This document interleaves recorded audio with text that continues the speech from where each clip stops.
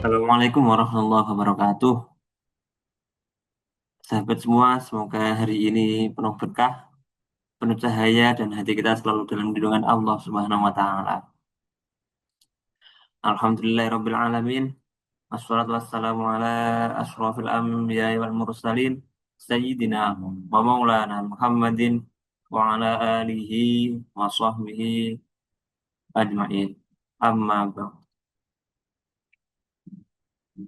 Hari ini saya ingin berbagi tentang sesuatu yang sangat penting, bukan hanya untuk kita sebagai umat beragama, tetapi juga sebagai manusia.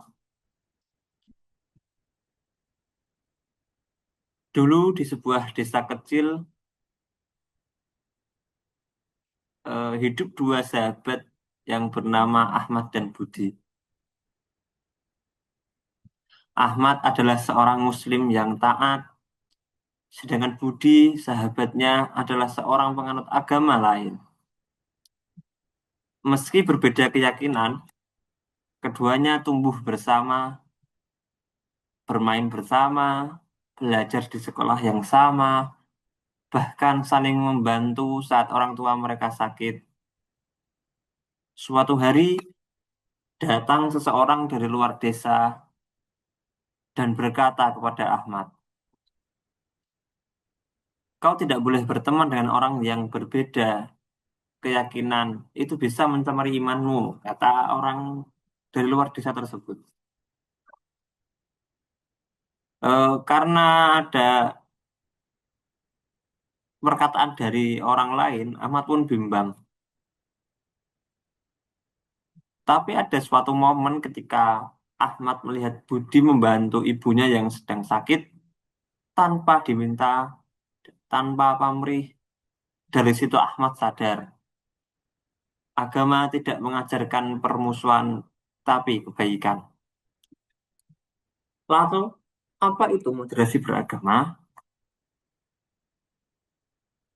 Moderasi beragama bukan berarti mencampur adukkan ajaran agama. Bukan pula berarti kita harus menyamakan semua keyakinan. Tapi moderasi adalah jalan tengah. Jalan tengah yang ditempuh adalah kita tetap teguh pada keyakinan masing-masing, tapi tidak menyalahkan, apalagi memusuhi yang berbeda. Moderasi beragama adalah sikap adil, seimbang, dan bijak. Seperti yang Allah firmankan dalam surah Al-Baqarah ayat 143. A'udzubillahi minasyaitonirrajim. Bismillahirrahmanirrahim. Wa kadzalika ja'alnakum ummatan wasatan litakunu syuhada'a 'alan nasi wa yakunar rasulu 'alaikum syahida. Wa ma ja'alnal qiblata allati kunta 'alaiha illa lina'lama man yattabi'ur rasula mimman yanqalibu 'ala aqibaihi. Wa in kanat lakabiratan illa 'alal ladzina hadallah. Wa ma kana Allahu liyudhi'a imanakum. Innallaha bin-nasi laraufur rahim.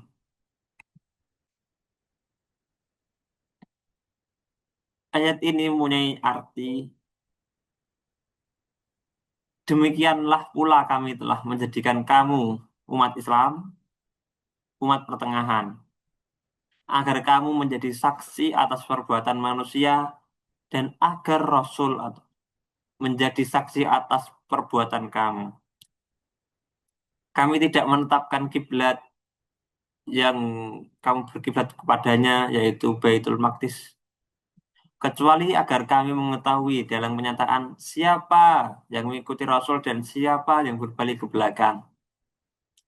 Sesungguhnya pemindahan kiblat itu sangat berat, kecuali bagi orang yang telah diberi petunjuk oleh Allah. Allah tidak akan menyia-nyiakan imanmu.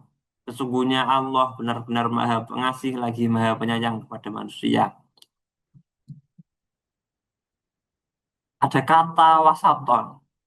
Yang dimaksud dari wasaton adalah umat pertengahan, umat moderat. Bukan umat yang ekstrim, bukan pula yang mengabaikan agama, tapi umat yang tahu kapan tegas kapan lembut, kapan harus menyuarakan kebenaran, dan kapan harus menahan amarah demi kedamaian.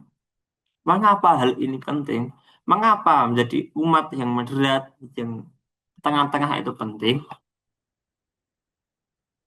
Hari ini kita hidup di tengah dunia yang semakin terhubung, yang semakin terkoneksi dengan semua tempat. Di media sosial, perbedaan bisa dengan mudah berubah jadi bahan kebencian.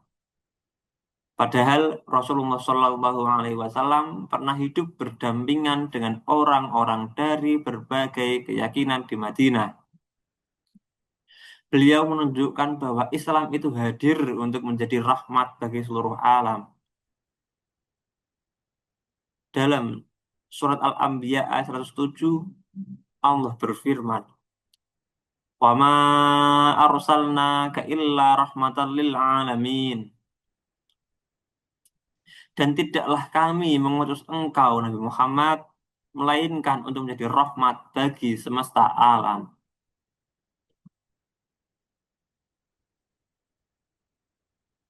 Ayat ini menerangkan bahwa Nabi Muhammad diutus oleh Allah bukan hanya untuk kaum muslimin saja, tetapi rahmat bagi semua, bagi seluruh alam.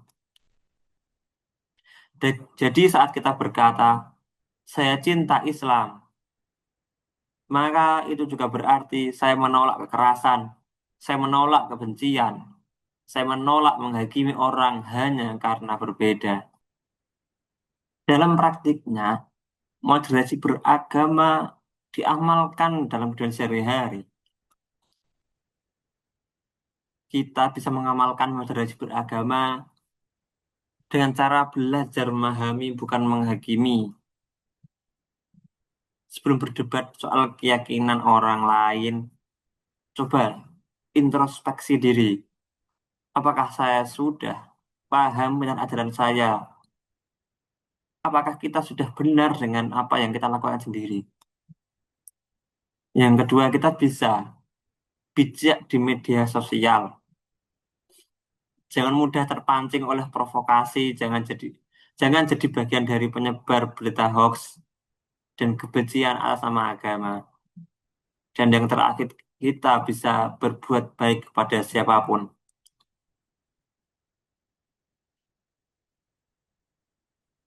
Sahabatku yang dirahmati Allah, mari kita jaga wajah agama kita agar tetap teduh. Bukan wajah yang menakutkan, tapi wajah yang menenangkan. Karena pada akhirnya yang akan diingat orang bukan seberapa keras kita berteriak soal agama, tapi seberapa damai kita hidup dalam agama itu. Mari jadi umat pertengahan, umat yang wasaton, umat yang moderat, umat yang memeluk keyakinan dengan kuat, tapi merangkul sesama dengan lembut. Assalamualaikum warahmatullahi wabarakatuh.